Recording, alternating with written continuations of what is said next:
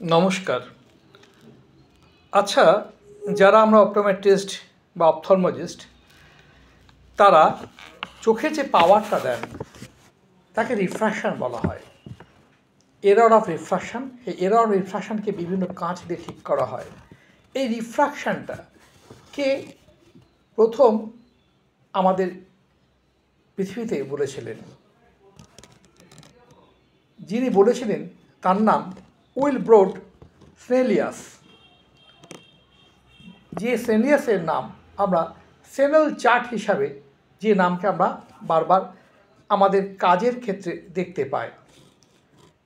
মানুষটি ছিলেন নেদারল্যান্ডে, অসাধারণ প্রতিভাধর মানুষ এবং পৃথিবীকে প্রথম ত্রিভুজে দিয়ে তার যে পরিধি তা প্রথম তিনি মাপবার চেষ্টা করেছিলেন। সবথেকে বড় কথা হচ্ছে উইলব্রোড স্নেলিয়াস বা সেনেল যাকে বলা হয়, তিনি গণিতের অধ্যাপক ছিলেন লিডেন বিশ্ববিদ্যালয়ে।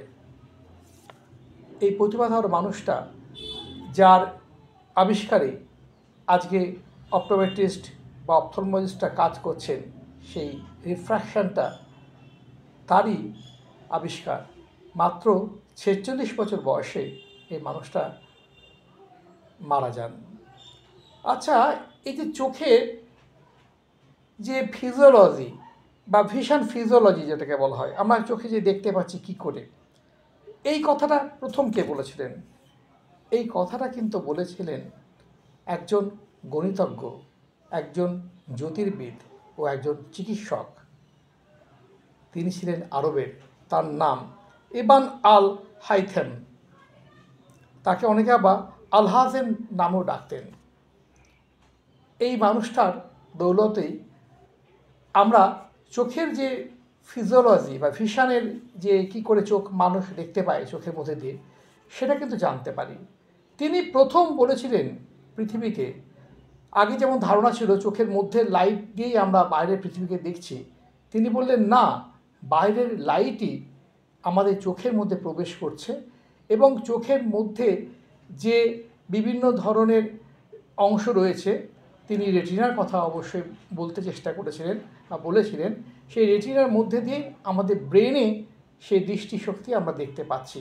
এই কথাটা সেই আরবের সেই বিখ্যাত গণিতজ্ঞ, জ্যোতির্বিদ ও চিকিৎসক ইবান আল হাইথেম বলেছিলেন। তার একটা অসাধারণ গ্রন্থ আছে, কিতাব আল মানাজির। এই কিতাব আল মানাজির গ্রন্থে তিনি চোখের সর্বপ্রথম অ্যানাটমি আর চোখের ভিজুয়াল ফিজিওলজিটা তিনি প্রথম ব্যাখ্যা করেছিলেন এবং ডার্ক রুমে নিয়ে গিয়ে পেশেন্টকে দেখেছিলেন যে একটা লাইট কিভাবে চোখের মধ্যে প্রবেশ করছে এবং সেই বাইরের কোনো বস্তুর রং, যে রঙকে আমরা দেখতে পাচ্ছি, তার যে আকার দেখতে পাচ্ছি, সেগুলোকে বাইরের থেকেই আলোর উদ্দীপনার মধ্যে দিয়েই আমাদের চোখের মধ্যে আসছে বলেই আমরা দেখতে পাচ্ছি।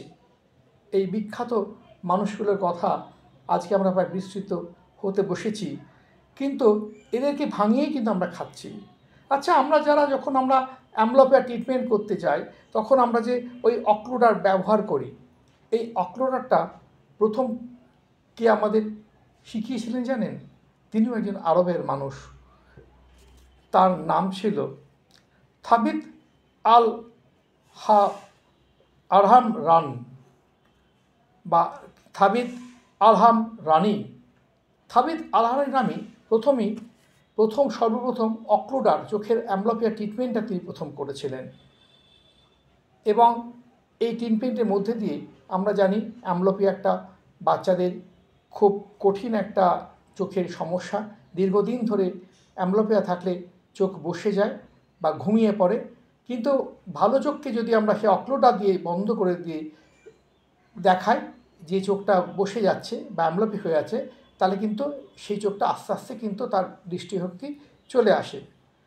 এবং এই আরবের এই মানুষগুলো অবদানেই কিন্তু আজকে আমাদের চোখের যে বেসিক যে আমাদের যে ট্রিটমেন্ট চলছে চিরস্মরণীয় হয়ে রয়ে গেছে। এই মানুষদের গুণ, এই মানুষের প্রতিভা আমরা যেন কখনো বিস্মৃত না হয়। নমস্কার, কল্যাণ পাল বলছি।